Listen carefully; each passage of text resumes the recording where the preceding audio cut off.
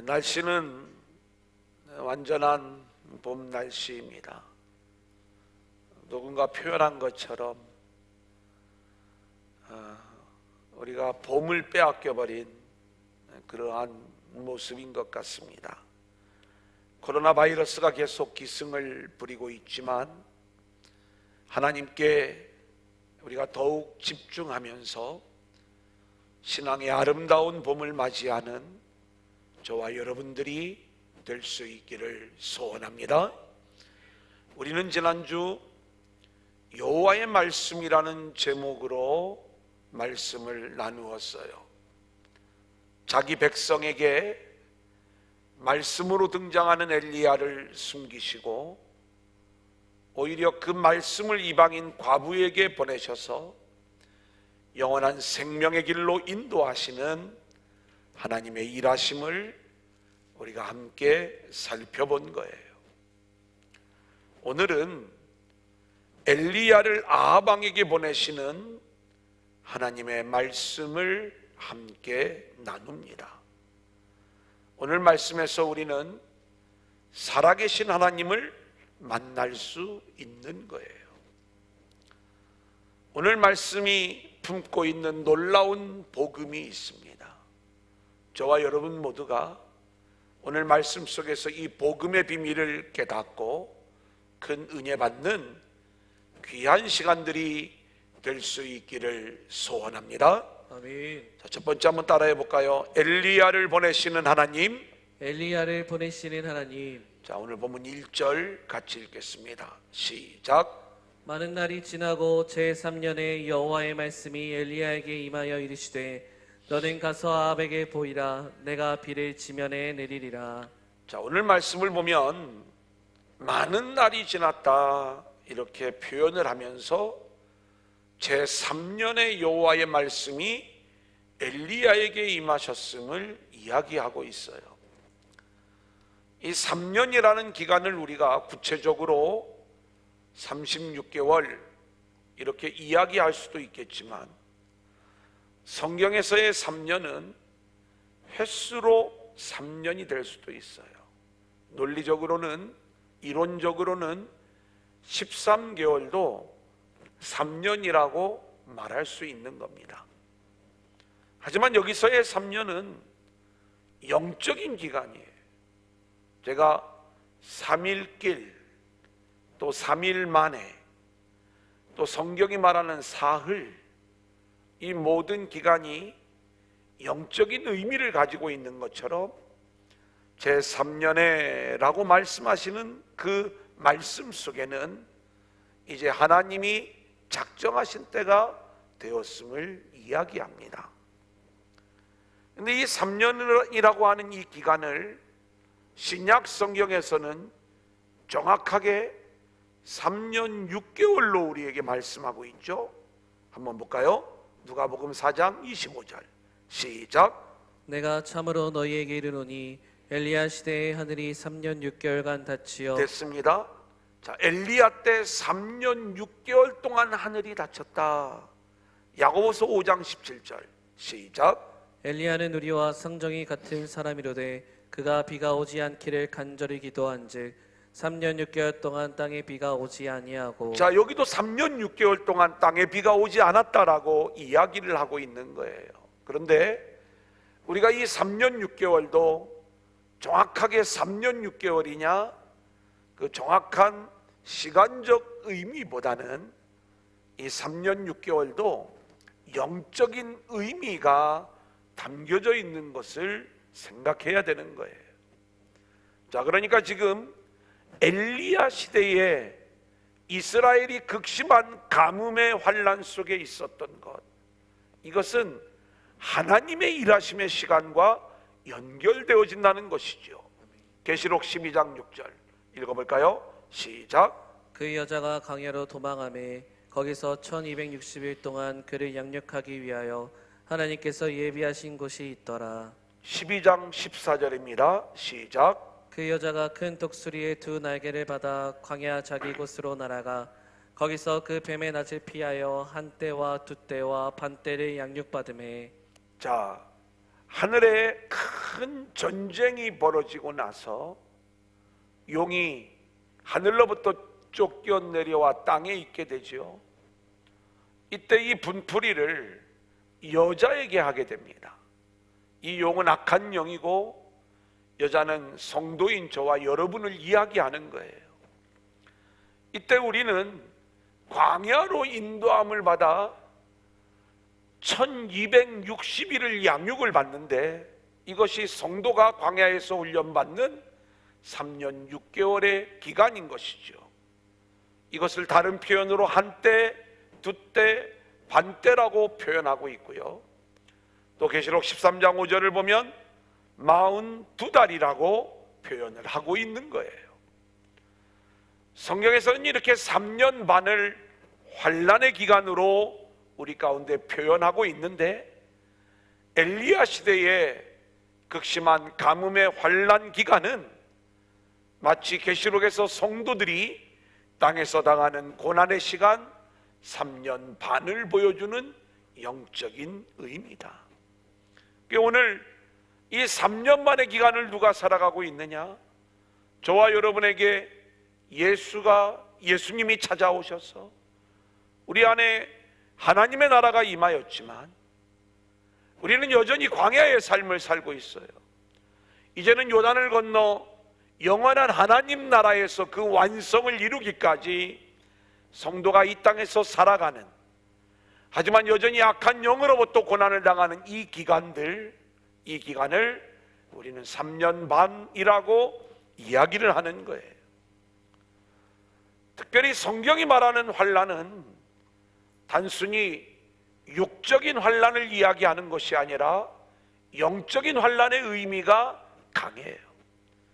아모스 8장 11절을 보면 주 여호와의 말씀이니라. 보라, 날이 이를지라 내가 기근을 땅에 보내리니 양식이 없어 주림이 아니며 물이 없어 가람이 아니요 여호와의 말씀을 듣지 못한 기갈이라. 여러분, 이 환난의 때가 육적으로 가뭄, 또 고난, 환난, 기갈, 이런 육적 차원의 어려움이 아니라 말씀을 듣지 못하는, 말씀이 없는 환난의 때 이 부분을 우리가 영적으로 분별할 수 있어야 되는 거예요. 오늘 우리가 겪고 있는 이 코로나19 환난의 시대, 여러분 참 어렵지요. 힘들지요. 많은 부분들 속에서 경제적으로나 또 여러 가지 삶을 영위해 나가는 부분에 있어서 얼마나 고통스럽고 힘든 부분들이 많이 있겠습니까? 그런데 그런 어떤 육적 환난을 뛰어넘어 우리의 진짜 어려움은 예배하기 어려운 지금 이런 문제. 어쩌면 우리가 함께 모여 있지만 이 시간도 마스크를 쓰라. 마스크를 쓰고 찬양을 해보면 막 숨이 콱콱 막히는 것 같아요. 오늘도 벗으면 안 돼요. 공무원 온다고 그랬어. 뒤에서 사진 찍을 것 같아. 아니 뭐 두렵지는 않아요. 근데 우리가 지키자는 거죠. 이 부분들 얼마나 어려워요. 마음껏 예배하지 못하는, 마음껏 주의 전에 모이지 못하는, 우리가 인터넷 실시간으로 집에서 예배 드리시는 분들은 얼마나 더 마음이 무너지겠어요. 뭔가 신앙이 더 주님 전에 모여 더 강력하고도 더 강하게 기름 부으심이 임하는 그 예배를 드리고 싶은 그 마음들이 왜 없겠어요? 늘 주님 전에 모여 말씀을 공부하고 배우고 늘 나눠주는 이 유인물, 지긋지긋하게 생각했던 이것이 얼마나 이제 좀 그립고 또 이거 받아보고 싶은 마음들이 있겠습니까? 그런 거죠. 이 육적인 환난의 어려움도 있겠지만 이 영적인 환난의 어려움 속에서 우리가 오직 주님만 바라보며 이기고 승리하는 시간들이 되어질 수 있기를 소원합니다. 아멘. 자, 이때 하나님의 때가 되었어요. 하나님이 엘리야를 보내시는 겁니다. 자, 그런데 이 엘리야에게 하나님의 말씀이 임합니다. 그런 표현이 17장 2절에도 나오죠. 한번 같이 읽어볼까요? 시작. 여호와의 말씀이 엘리야에게 임하여 이르시되 18장 1절입니다. 시작. 많은 날이 지나고 제3년에 여호와의 말씀이 엘리야에게 임하여 이르시되 너는 가서 아합에게 보이라. 내가 비를 지면에 내리리라. 우리가 지난주에도 함께 나누었지만 이 엘리야는 그냥 엘리야가 아닙니다. 엘리야가 아합 왕을 찾아가 가지고 내 말이 없으면 비도 이슬도 없을 것입니다 선포하는 내용을 볼 수가 있어요. 그런데 그 엘리야의 이야기는 자기가 마음껏 하는 이야기가 아니라 하나님이 말씀을 주셔야 얘기를 하는 거예요. 내 입에 하나님이 말씀을 물려주시지 않으면 비도 이슬도 없을 것입니다. 하나님의 환난의 때가 계속될 것임을 말씀하고 있는 거예요. 그러니까 말씀으로 이 땅에 온 이 엘리야가 이스라엘에게는 유일한 소망이 되는 거예요. 그런데 그 하나님의 은혜를 거절하는 이스라엘 앞에서 하나님은 이 엘리야를 숨기시고 급기야 그 엘리야를 이방 사르밧 과부에게 보내시고 그리고 자기 땅에는 이스라엘에는 하나님의 말씀이 없는 상황이 된 거예요. 자, 그런데 이제 하나님의 말씀이 엘리야에게 임했어요. 말씀을 물려주신 거예요. 이제 하나님의 때가 된 겁니다. 자, 그렇게 하나님의 말씀을 물려주신 다음에 이 말씀을 자기 백성에게 보내시는 거예요. 엘리야를 보내시는 하나님, 저는 이 내용을 아들을 내어주시는 하나님 이렇게 표현을 했어요. 여러분, 말씀이 육신이 되어 우리 가운데 오신 예수님에 대한 내용을 우리가 알고 있죠. 하나님이 단순히 엘리야를 아합 왕에게 보내는 게 아니라 아합이 이스라엘이 여전히 죄인이요, 여전히 자기의 잘못들을 알지 못하고 회개함이 없고 여전히 자기 영광의 길을 걸어가고 있지만 하나님이 주시는 환난의 의미를 깨닫지 못하고 하나님께로 돌아오지 못하는 그러한 상황이지만 자기 백성을 버리지 아니하시는 하나님이 이제 자기 백성을 회복하고 구원하시기 위하여 엘리야를 보내시는 이 장면은 마치 말씀이신 아들을 내어주시는 하나님, 그 하나님의 모습을 우리 가운데 그대로 보여주는 장면이다, 이렇게 말씀드릴 수가 있겠습니다.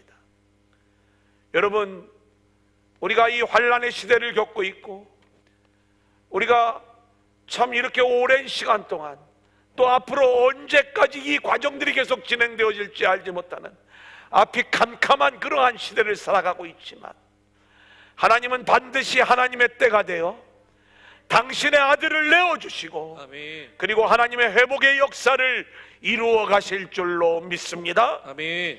자, 5절 6절 우리 한번 같이 읽어볼까요? 시작. 아합이 오바댜에게 이르되 이 땅의 모든 물 근원과 모든 내로 가자. 혹시 꼴을 얻으리라. 그리하면 말과 노새를 살리니 짐승을 다 잃지 않게 되리라 하고 두 사람이 두루 다닐 땅을 나누어 아합은 홀로 이 길로 가고 오바댜는 홀로 저 길로 가니라. 여러분, 오늘 이 말씀을 보십시오. 보면 아합의 길을 우리가 볼 수 있어요. 하나님이 환난을 주셨어요. 어려움을 주셨어요. 그러면 우리는 얼른 우리의 죄를 깨닫고 하나님의 은혜를 붙잡아야 되는 거예요. 그리고 하나님, 나를 살려주세요. 하나님, 나와 함께 해주세요. 하나님께로 돌아와야 되는 것 아닙니까? 그런데 여전히 아합은 물을 찾고 있어요. 자기 노력으로, 자기 방법으로. 왜요? 자기의 말을 살리려고 하는 거예요. 자기의 노새를 살리려고 하는 거예요. 여전히 아합의 관심은 내 말이 몇 만이냐, 내 노새가 얼마나 되느냐, 내가 짐승을 어떻게 하면 잃어버리지 않을까, 이 부분에만 온통 집중하고 있는 거예요. 여러분, 자영업을 하시는 분들 뭐 다 마찬가지겠지만 이 고난의 때 살림이 말이 아니죠. 참 어려운 그러한 환경을 우리가 살아가고 있는 것 아닙니까? 이때 우리는 오직 하나님께만 집중하며 하나님을 더욱 강하게 붙잡는 자들로 우리 모두가 세워질 수 있기를 소원합니다. 아멘. 그런데 우리가 내 말은 어떻게 될 것인가? 내 노새는 어떻게 될 것인가? 내 짐승은 어떻게 될 것인가? 내가 어디서 물을 구할 것인가? 우리가 자꾸 여기에 집중하다 보면 우리는 하나님이 원하시는 믿음의 길을 걸어갈 수가 없게 되는 거예요. 여러분, 그런데 오바댜를 보세요. 3절 4절 우리 한번 같이 읽겠습니다. 시작. 아합이 왕궁 맡은 자 오바댜를 불렀으니 이 오바댜는 여호와를 지극히 경외하는 자라. 이세벨이 여호와의 선지자들을 멸할 때에 오바댜가 선지자 100명을 가지고 50명씩 굴에 숨기고 떡과 물을 먹였더라. 여러분, 이 오바댜의 길은요, 왕궁 맡은 자라고 하는 당시에 거의 제2인자의 역할을 하는 자리예요.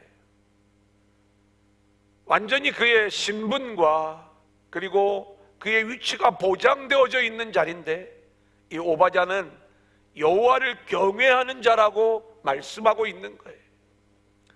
자기의 자리를 걸고 자기의 목숨, 자기의 생명을 걸면서 여호와의 종 50명씩 둘로 나누어 100명을 굴에 숨겨주고 떡과 물을 먹이는 거예요. 오바댜가 아합 밑에서 일을 하고 있습니다. 오늘 저와 여러분도 마찬가지예요. 우리의 삶의 자리는 아합이 다스리는 나라예요. 세상 죄악의 세력들이 늘 세상의 원리에 순종하면서 그렇게 세상을 따라오라고 하는 이 세상 속에서 우리가 직장 생활을 하고 우리의 여러 가지 일들을 감당하며 살아가지만, 우리는 그 자리에서 우리의 직분을 감당하되 더 본질적인 건 뭐냐? 내가 그 일들을 감당하고 있지만 더 본질적인 내 생명을 걸고서라도 여호와의 선지자들을 먹여 살리는 이 영적 생명의 사명을 감당하는 저와 여러분들이 되어야 할 줄로 믿습니다. 아멘. 이 코로나19의 환란의 시대에도 우리는 마찬가지예요. 우리가 어렵고 힘든 그러한 상황 속에서도 철저히 하나님의 일을 감당하는 그러한 사명자의 모습. 하나님은 이렇게 모두가 다 타락하고 다 우상에 넘어가고 배도의 길을 걷고 있는 그러한 상황 속에서도 남은 자들을 통하여 하나님 나라의 놀라운 구원의 역사를 이루어 가신다는 것, 이것을 기억하면서 철저히 하나님을 붙잡는 인생들로, 그렇게 남은 자들로 세워질 수 있기를 소원하고요. 아멘. 결국 이 오바댜에 의하여 아합과 엘리야의 만남이 이루어지죠. 7절 8절 같이 읽겠습니다. 시작. 오바댜가 길에 있을 때에 엘리야가 그를 만난지라. 그가 알아보고 엎드려 말하되 내 주 엘리야여 당신이시니이까. 그가 그에게 대답하되 그러하다. 가서 내 주에게 말하기를 엘리야가 여기 있다 하라. 여러분, 엘리야와 아합이 만나는 것을 인도하는 것은 목숨을 거는 일이었어요. 만약에 아합에게 가서 엘리야가 어디 있다는 것을 이야기했을 때 하나님이 다시 엘리야를 숨기신다면 오바댜의 목숨은 보장되지 못하는 그러한 상황 아니겠습니까? 그런데 오바댜의 길은 그렇게 생명을 걸고 순종함으로 결국 아합을 엘리야에게로 인도하고 그리고 살아계신 하나님의 역사를 경험하게 만드는 것이죠. 오늘 우리들의 일들도 마찬가지예요. 이 환란의 때에 아합의 길을 걸어가고 있는 자들을 향하여 예수께로 돌아오라고, 주님께로 그들을 인도하는 저와 여러분들이 될 수 있기를 소원합니다. 아멘. 자, 우리 두 번째 한번 따라해 볼까요? 인간의 불순종. 인간의 불순종. 자, 오늘 본문을 보면 그렇게 하나님이 하나님의 때가 되어 아들을 내어주시는 그러한 상황 속에서도 우리 인간의 죄악의 모습, 불순종의 모습을 세 가지 차원에서 살펴볼 수가 있어요. 첫 번째 17절 같이 읽어보겠습니다. 시작. 엘리야를 볼 때 아합이 그에게 이르되 이스라엘을 괴롭게 하는 자여 너냐? 여러분, 지금 이스라엘은 괴로움 가운데 있어요. 우리도 괴롭죠. 막 꽃구경 가고 싶은데 움직이지 말라고요. 뭐 맛있는 거 먹고 어디로 좀 가고 싶어도 어디를 가기가 어려운 그러한 상황. 집에서 나오지 말라고 이야기를 하고. 여러분, 뭐 유럽이나 이런 데 이야기를 들어보면 아예 우리나라하고는 비교할 수 없을 정도로 강력한 조치들을 취하고 있는데, 우리도 이게 다시 불길이 한번 번지면 어떻게 될지 모르는 그러한 상황들을 우리가 경험하면서 참 괴롭고 힘들구나. 우리가 영적으로 여러 가지 이야기들을 이야기하면 훨씬 더 큰 어려움들이 우리 가운데 있는 것 아니겠습니까? 이스라엘이 이 어려움 가운데 빠진 것, 지금 아합은요, 이 원인을 엘리야에게 두고 있는 거예요. 엘리야, 너가 저주해서 하나님이 진노해서 이 어려움이 온 거야. 자, 그런데 실제로 이스라엘을 괴롭게 한 건 누가 하신 일이죠? 하나님이 하시는 일이죠. 여러분, 이 코로나19 뭐 우연히 이 일들이 이루어지는 그러한 일들이 있을지 모르겠지만, 실제로 이 일에 우리는 그 모든 배후에서 하나님의 일하심을 볼 줄 알아야 되는 거예요. 이 환난과 어려움을 주시는 분이 누구신가? 하나님이 하시는 일이라 이 말씀인 거예요. 아멘. 그런데 하나님이 우리에게 이 왜 어려움을 주시는가? 왜 하나님이 이스라엘에게 3년 6개월의 극심한 가뭄을 주셨는가?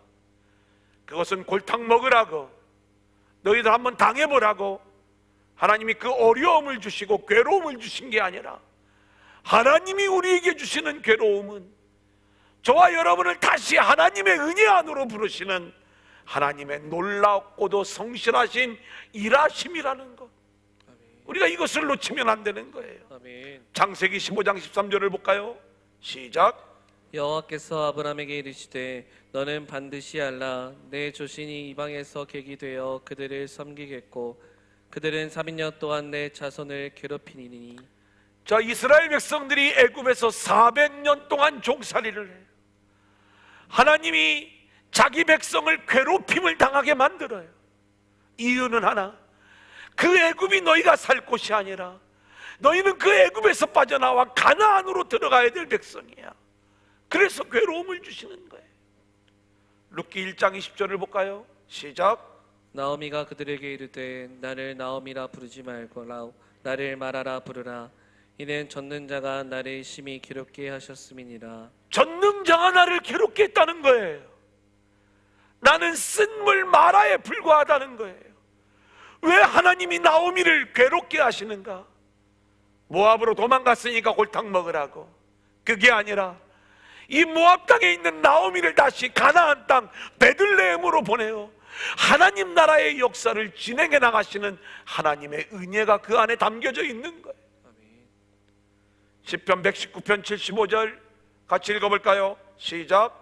여호와여 내가 알거니와 주의 심판은 이로우시고 주께서 나를 괴롭게 하심은 성실하심 때문이니. 아멘. 아멘. 주께서 나를 괴롭게 하심은 성실하심 때문입니다.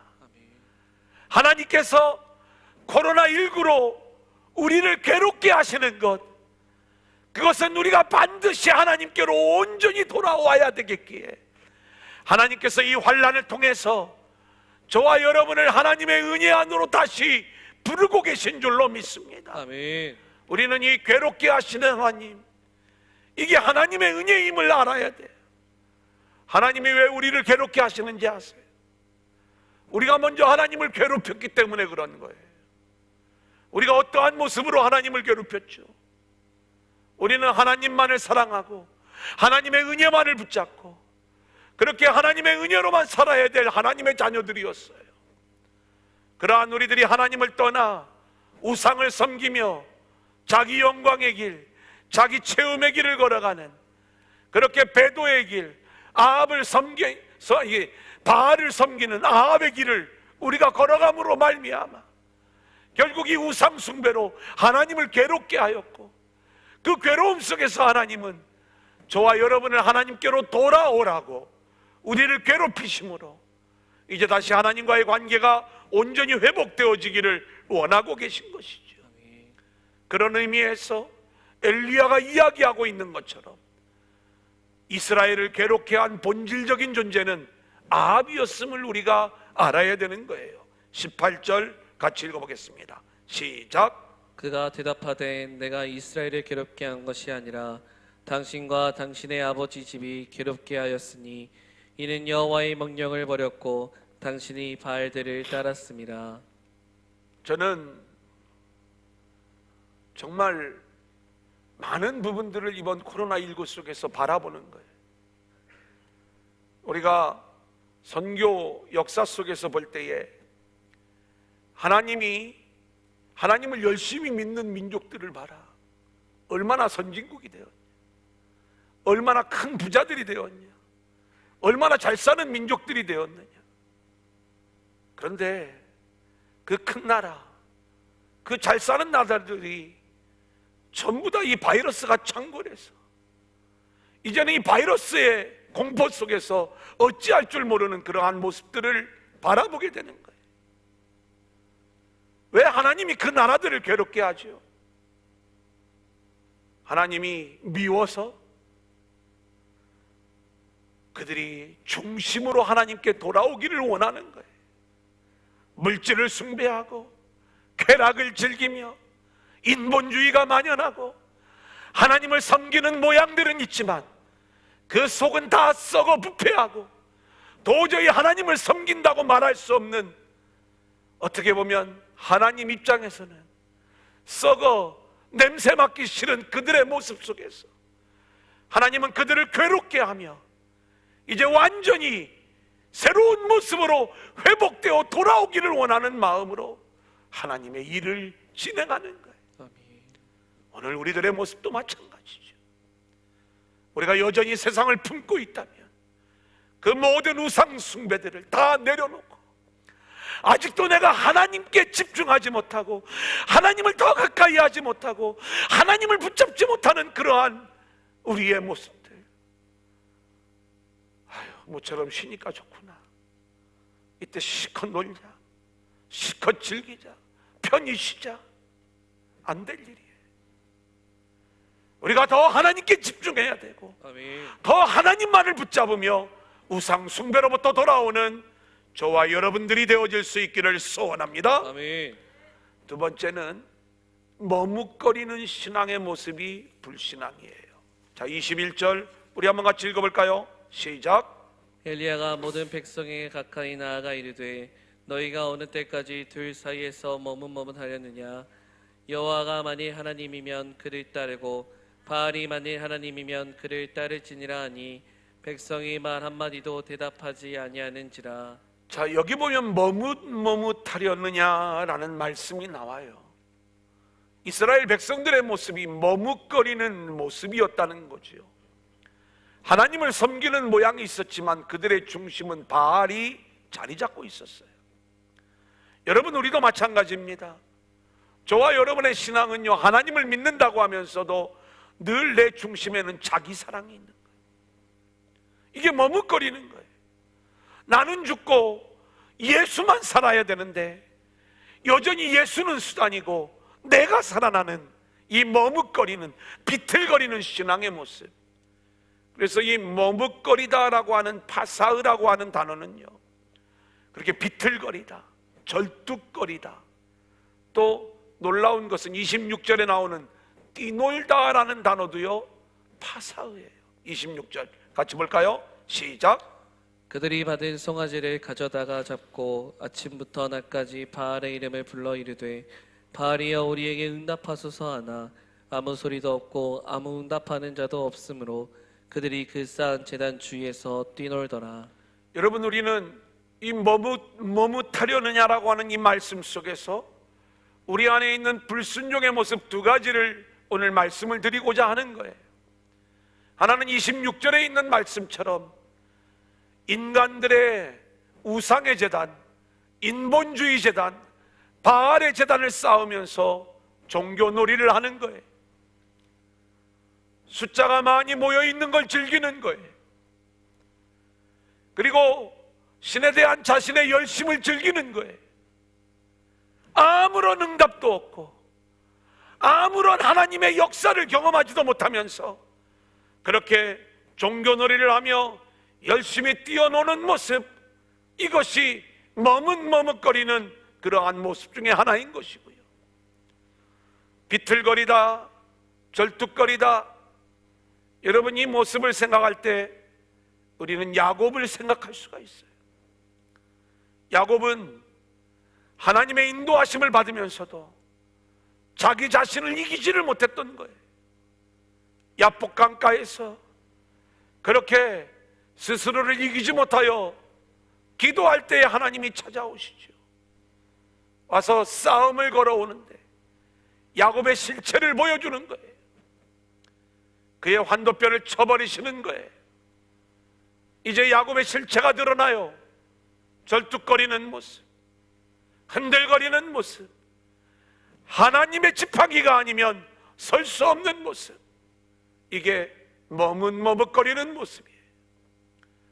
우리는 이 바알의 제단을 쌓는 사람들, 그리고 절뚝거리는 야곱의 모습에서 오늘 우리들의 모습을 볼 수 있어야 돼요. 늘 우리도 이렇게 하나님이 지팡이를 들려주시는데도 내 스스로 걸을 수 있다고 그 지팡이를 던져버리면서 엉뚱한 방향으로 흔들려버리는 우리의 모습들, 뭔가 제단을 쌓는데 여전히 하나님을 위한다고 하면서도 그 중심에는 바알이 자리 잡고 있는 인간들이 뛰어노는 제단, 이 절뚝거리는 머뭇거리는 모습들, 이것이 우리의 죄악의 모습인 거예요. 21절 마지막 부분을 보면 여호와가 만일 하나님이면 그를 따르고 바알이 만일 하나님이면 그를 따르라. 엘리야가 이야기를 하는데도요, 백성들이 아무런 대답을 하지 않는 거예요. 여러분, 하나님의 말씀이 진리이면 진리의 말씀을 붙잡으세요. 아멘. 그러면 아멘 해야 되는 것 아닙니까? 제가 아무리 진리의 말씀을 선포해도, 목사님 그래도 나 아직 세상 포기 못해요. 목사님, 제가 머리로는, 제가 생각으로는 아멘이라고 좀 이야기하고 싶은데 아직 내가 내 삶 속에서 나 아멘 안 나와요. 진리의 말씀, 복음의 말씀이 선포되어지면서 우리가 그 말씀에 아멘 해야 됨을 알면서도 하나님만 붙잡으라고 아멘입니다. 그런데 여전히 내 발걸음은 세상을 향하고 있는 거예요. 하나님만 향해 걸어가세요. 아멘 해야 되는데 아멘이 안 나오는 거예요. 왜요? 그 길을 걸어갈 수 없는 우리의 연약함을 너무 잘 알고 있기 때문에 그런 거예요. 이게 우리의 불신앙이에요. 코로나19의 어려움 속에서 오직 하늘을 붙잡고 승리하시길 바랍니다. 아멘. 이기고 승리할 수 있기를 소원합니다. 아멘. 인간의 불순종의 세 번째 모습은 바알의 제단을 쌓는 모습이에요. 20절 우리 한번 같이 볼까요? 시작. 아합이 이에 이스라엘의 모든 자손에게로 사람을 보내 선지자들을 갈멜산으로 모으니라. 자, 선지자들을 갈멜산으로 모았다고 그랬어요. 여러분, 이 갈멜산은 왜 갈멜산인가를 우리가 알아야죠. 이스라엘과 시돈 중간에 위치한 산이에요. 아주 영적인 산이라고 말씀을 드렸습니다. 그런데 이세벨이 시집 오면서 아합이 이 산을 바알과 아세라 선지자들에게 내어주었어요. 여호와의 제단이 무너지고 우상의 제단이 세워진 그런 산, 결국 이곳에서 영적 전쟁을 통하여 무너진 제단이 회복되어야 되는 거죠. 아멘. 게다가 지형적으로 이곳은 지중해 연안에 위치하고 있어서 지중해로부터 구름이 가장 몰려올 때에 가장 먼저 비를 내리는 곳이 이곳이었어요. 극심한 가뭄 속에서 이스라엘이 받아야 될 가장 큰 응답 중에 하나는 비가 내리는 응답을 받아야 됩니다. 근데 그 응답을 가장 먼저 경험할 수 있는 산 갈멜산, 이곳에서 영적 전쟁을 벌이고 있는 거죠. 자, 그런데 바알의 제단을 쌓는 무리들이 있어요. 누가 바알을 섬기고 있는가? 28절 같이 보겠습니다. 시작. 이에 그들이 큰 소리를 부르고 그들의 규례를 따라 피가 흐르기까지 칼과 창으로 그들의 몸을 상하게 하더라. 여러분, 이 바알의 제단은요, 바알 선지자, 아세라 선지자 도합 850명이 쌓는 제단이에요. 많은 숫자, 그 숫자를 자랑하고 있어요. 이들은 열심히 뛰놀고 있어요. 자기들의 열심을 자랑하고 있어요. 이들은 하나님의 응답을 받아내기 위해 자기 몸을 자해합니다. 여러분, 이것은 신을 향한 인간의 열심을 보여주는 거예요. 우리가 금식을 하잖아요. 대단한 겁니다. 음식을 끊어가면서도 신을 향한 내 마음, 내 열정을 보여주는 것 아니겠습니까? 근데 이게 종교라는 거예요. 이게 우상이라는 거예요. 이게 잘못됐다는 거예요. 뭐가요? 자기 열심을 통해서 신의 도움을, 신의 응답을 요청하는 거예요. 여러분, 하나님의 응답은요, 사람의 열심으로 이루어지는 응답이 아닙니다. 하나님의 응답은 철저히 자격 없는 우리이지만 하나님의 은혜로만 응답되어지는 줄로 믿습니다. 아멘. 하나님이 저와 여러분을 사랑하시기에, 하나님이 저와 여러분을 여전히 은혜 베푸시기를 원하시기에 전적인 하나님의 은혜로 그 은혜가 부어지는 거지, 우리의 노력과 열심으로 그 은혜가 이루어지는 것이 아니라는 것. 결국 바알을 섬기는 것은 자신의 정성과 노력으로 바알의 응답을 받으려는 것이지만, 이것은 오히려 하나님의 은혜를 거역하는 배신의 길, 배도의 길이 되는 거예요. 오직 하나님의 은혜만을 붙잡는 복음적 신앙인으로 세워지는 저와 여러분들이 될 수 있기를 소원합니다. 아멘. 마지막 세 번째 한번 따라합니다. 살아계신 하나님. 살아계신 하나님. 자, 21절 우리 한번 같이 볼까요? 시작. 엘리야가 모든 백성에게 가까이 나아가 이르되. 자, 30절 보겠습니다. 시작. 엘리야가 모든 백성을 향하여 이르되 내게로 가까이 오라. 백성이 다 그에게 가까이 가매. 됐습니다. 자, 이 장면은 어떤 장면이냐면, 엘리야가 백성들에게 가까이 나아가는 장면이에요. 백성들은 여전히 머뭇거리고 있어요. 백성들은 여전히 죄 가운데 있어요. 그런데 하나님의 아들로 오신, 말씀으로 오신 엘리야가 그 백성들에게 가까이 다가갑니다. 그 백성들에게 가까이 다가갔던 엘리야가 이제 무너진 제단을 수축하고 그 제단을 쌓는 장면이에요. 그때 엘리야가 하는 이야기예요. 내게로 가까이 와라. 내게로 가까이 와라. 백성이 엘리야에게로 가까이 가는 거예요. 저는 오늘 저와 여러분에게 이 엘리야의 음성이 들려지기를 소원하고, 아멘. 우리 하나님이 주시는 그 음성이 우리 안에 들려질 수 있기를 소원합니다. 아멘. 우리가 정말 어렵게 예배의 자리에 나왔어요. 세상은요, 우리가 어쩌면 실시간 예배를 드리기 위해서 최소한의 인원으로 이렇게 예배하며 이 내용을 실시간으로 중계하고, 그리고 집에서 많은 분들이 실시간으로 예배하는 이 시간에도 이런 예배조차도 어쩌면 세상에서 우리를 손가락질하고 또 뭐라고 할지 모르겠어요. 금요일에 정말 적은 수가 모여가지고 우리가 찬양하고 기도합니다. 하지만 이곳에 기름 부으심이 그 인터넷 실시간 예배를 통해서 흘러가기를 원하는 그 마음으로 열심히 찬양하고 기도하는데,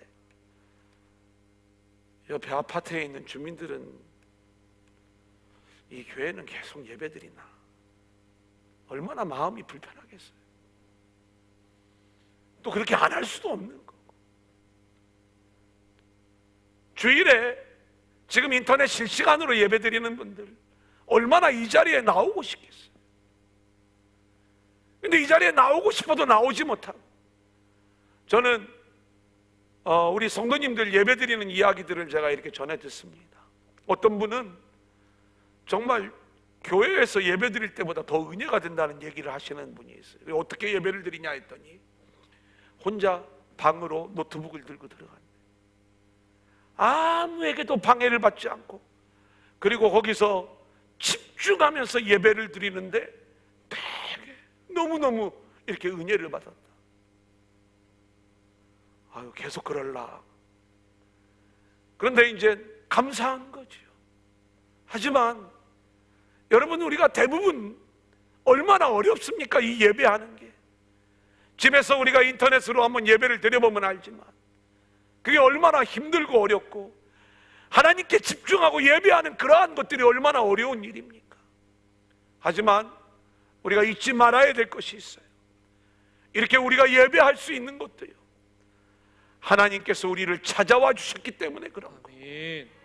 하나님께서 우리에게 내게로 가까이 와라, 내게로 가까이 와라. 아멘. 인터넷 예배를 드리시는 분들 잘 들으세요. 여러분들이 비록 그 자리에서 예배하고 있지만 하나님이 여러분을 찾아가셔서 내게로 가까이 와, 내게로 가까이 와. 아멘. 그렇게 다시 예배가 회복되어지고 다시 제단이 세워지기를 바라는 마음 속에서 내게로 가까이 오라고 부르시는 주의 음성을 들을 수 있기를 소원하고, 아멘. 백성들이 엘리야의 제단에 가까이 나아갔던 것처럼 우리도 아멘으로 순종하며 우리의 자리에서, 그것이 교회이든 아니면 지금 여러분들이 화면 앞에 있든 그 자리에서 하나님께로 가까이 나아가는 예배의 시간들이 되어지기를 바라고, 아멘. 앞으로 이 기간이 얼마나 계속 지속될지 모르지만 그러한 순간순간들, 그 예배의 시간들마다 어김없이 우리를 찾아오셔서 나에게 가까이 와라, 나에게 가까이 와라 말씀하시는 주의 음성을 들으면서 주님과 함께하는, 그렇게 주님을 예배하는 저와 여러분들이 될 수 있기를 소원합니다. 아멘. 자, 31절 읽어보겠습니다. 시작. 야곱이 아들들의 지파의 수요를 따라 엘리야가 돌 12개를 취하니, 이 야곱은 옛적에 여호와의 말씀이 임하여 이르시기를 내 이름을 이스라엘이라 하리라 하신 자더라. 여러분, 이 엘리야의 이야기는 확실히 야곱에 대한 모티브가 담겨져 있어요. 머뭇거렸던 야곱의 모습, 오늘 본문에 나오는 이 돌 12개를 취하는 이야기를 말씀해주고 있는데, 왜 돌 12개를 취하는가? 야곱에게 언약하신 하나님의 언약을 붙잡는 거예요.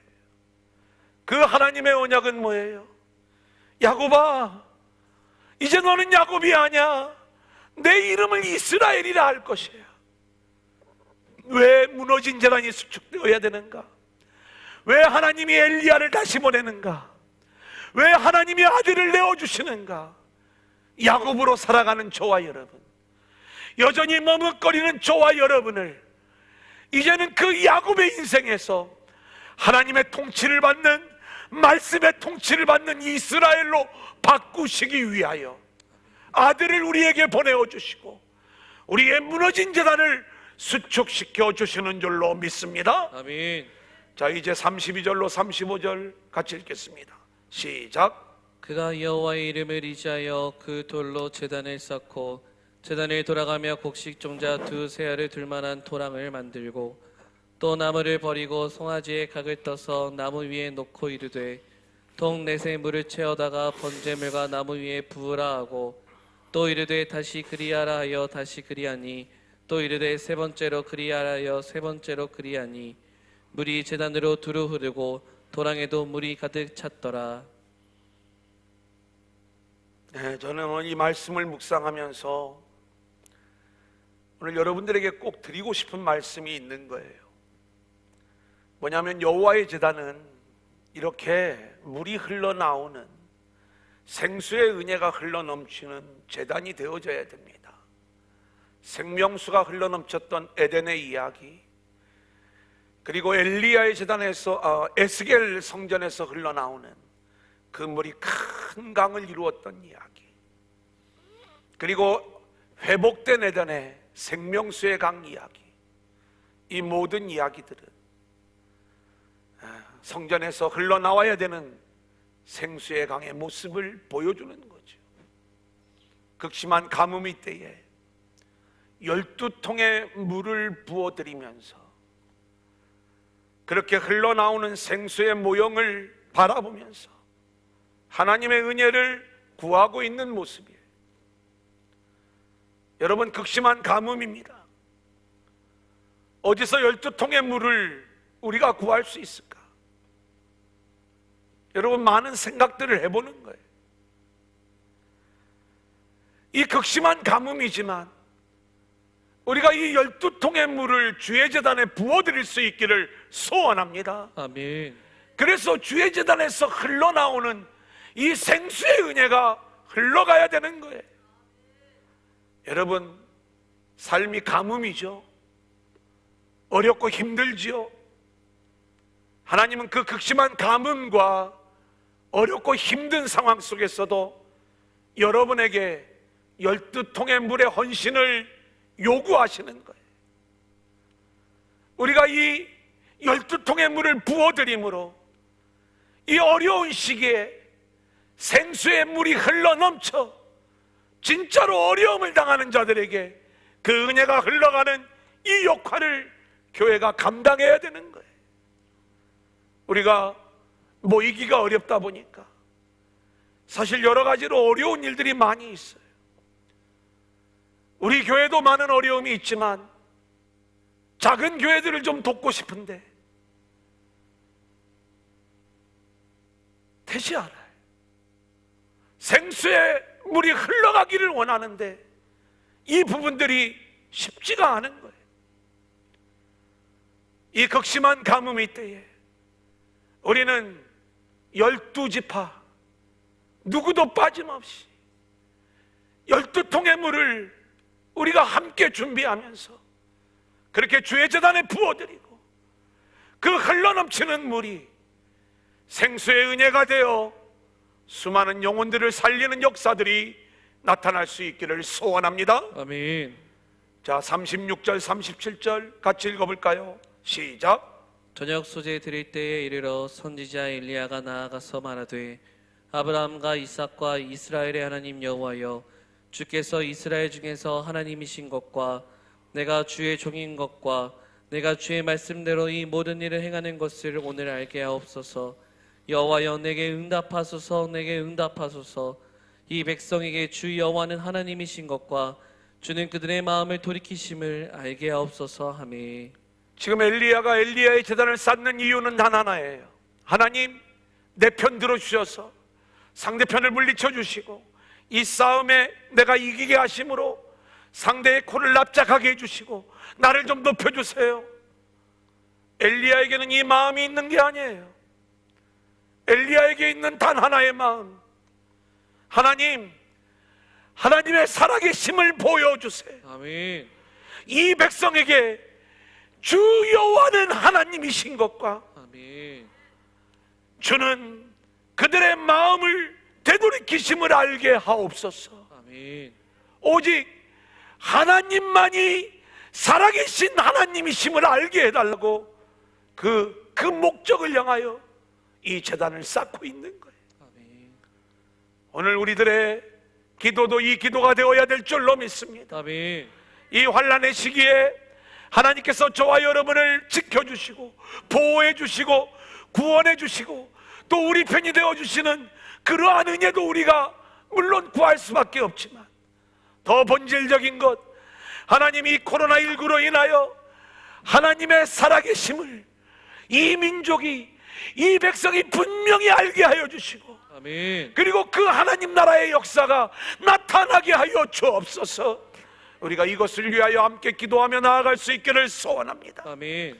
이제 하나님의 응답이 임합니다. 38절 같이 읽어볼까요? 시작. 이에 여호와의 불이 내려서 번제물과 나무와 돌과 흙을 태우고 또 도랑의 물을 핥은지라. 여러분, 이스라엘에게 진짜 응답은 큰 비가 내리는 응답일 거예요. 하지만 이 큰 비의 응답 이전에 뭐가 먼저 내려야 되는가? 불의 응답이 먼저 임해야 된다는 것을 우리 가운데 말씀하는 거지요. 물론 불로 응답하옵소서, 불로 응답하옵소서, 기도한 그 기도의 내용도 있지만 왜 하나님이 먼저 불로 응답하시는가? 하나님은 소멸하는 불이시기 때문에 그런 거예요. 아멘. 신명기 4장 24절 시작. 내 하나님 여호와는 소멸하는 불이시요 질투하시는 하나님이시니라. 히브리서 12장 29절입니다. 시작. 우리 하나님은 소멸하는 불이심이라. 하나님은 소멸하는 불이시라는 거예요. 불로 하나님이 소멸시키시는 게 있어요. 하나님은 그 불로 저와 여러분의 모든 죄를 불태우시고 소멸시키시는 하나님이신 줄로 믿습니다. 아멘. 그러니까 지금 이스라엘에게 먼저 응답되어져야 되는 것, 이렇게 모든 죄악의 세력이 불로 소멸되어지고, 그리고 이제 엘리야가 바알 선지자들을 칼로 쳐 죽이는 모든 악한 영들을 물리치는 이 역사가 있은 다음에 그 다음에 임해야 되는 것, 그게 큰 비의 축복인 거예요. 자, 4번 큰 비의 소리가 있나이다. 41절 같이 읽겠습니다. 시작. 엘리야가 아합에게 이르되 올라가서 먹고 마시소서 큰 비 소리가 있나이다. 제가 여러분에게 말씀드립니다. 하나님이 큰 비를 다시 내려주실 줄로 믿습니다. 아멘. 하나님이 다시 우리에게 말씀을 보내어 주시고, 그리고 하나님의 언약을 이루어 주시고 다시 회복시켜 주시고, 우리의 이 고난과 기근과 가람과 그 엄청난 고통 가운데 있는 저와 여러분, 우리 안에 있는 모든 죄를 불로 소멸하신 다음에 이제는 하늘에 큰 비를 내리셔서 아멘. 넘치는 은혜, 넘치는 축복으로 하나님이 다시 한번 우리를 채우셔서 이제는 큰 비의 은혜, 큰 비의 축복으로 우리의 모든 어려움이 떠나가게 하시고 아멘. 이기고 승리케 하시는 하나님의 역사가 임하게 될 줄로 믿습니다. 아멘. 여러분, 그때를 기다리십시오. 아멘. 특별히 오늘 말씀은 이 과정을 우리에게 정확하게 말씀하고 있는 거예요. 하나님은 엘리야를 보내었어요. 여전히 죄 가운데 있는 이스라엘에게 자기 백성을 아끼시는 하나님께서 자기 아들을 보내셔서 하나님의 일을 진행하는 거예요. 하나님이 우리에게 예수 그리스도를 보내어 주셨어요. 예수님을 통해서 이 환난의 때에 우리를 살리는 하나님 나라의 일을 진행하고 계신 줄로 믿습니다. 아멘. 고난 속에서도 우리를 부르시는 주의 음성을 들으십시오. 아멘. 내게로 가까이 와라, 내게로 가까이 와라. 아멘. 우리가 하나님의 음성에 순종하면서 여호와께로 돌아가는 자들이 되어지기를 원하고, 이때 우리가 제단을 쌓아야 되는 거예요. 하나님께서 야곱을 이스라엘로 바꿔놓으신 그 언약을 붙잡고 하나님 불로 응답해 주세요. 아멘. 살아계신 하나님을 만나게 해주세요. 아멘. 이 민족이 그 하나님을 고백하게 해주세요. 우리가 이 어려움의 때에 그렇게 하나님께 더 집중하고 기도하며 나아갈 때에 하나님이 불로 모든 죄를 소멸시켜 주시고 아멘. 그 후에 모든 악한 영들을 다 물리쳐 주시고, 그리고 나서 큰 비의 축복을 쏟아부어 주실 줄로 믿습니다. 오늘 이 말씀을 기억하면서 마지막 장면, 여호와 그는 하나님이시로다, 여호와 그는 하나님이시로다. 아멘. 이 고백이 그 머뭇거리던 백성들에게서 나타났다는 거예요. 엘리야는 바로 그 하나님을 부를 때에 이스라엘 아브라함의 하나님, 이삭의 하나님, 야곱의 하나님이라고 불러야 되는데 아브라함의 하나님, 이삭의 하나님, 이스라엘의 하나님으로 부르고 있어요. 왜요? 지금 이 모든 일들을 통해서 하나님은 야곱을 이스라엘로 고치신 머뭇거리던 백성들의 입술을 이제는 여호와 그는 하나님이시로다, 여호와 그는 하나님이시로다, 이 고백이 나오는 백성들로 바꾸시는 하나님의 살아계신 역사가 오늘 말씀 속에 우리 가운데 주어지고 있는 거예요. 그 하나님을 우리가 이번 이 환난 가운데서도 반드시 만나시고 아멘. 그 은혜 안에 들어가는 저와 여러분들이 될 수 있기를 소원합니다. 아멘.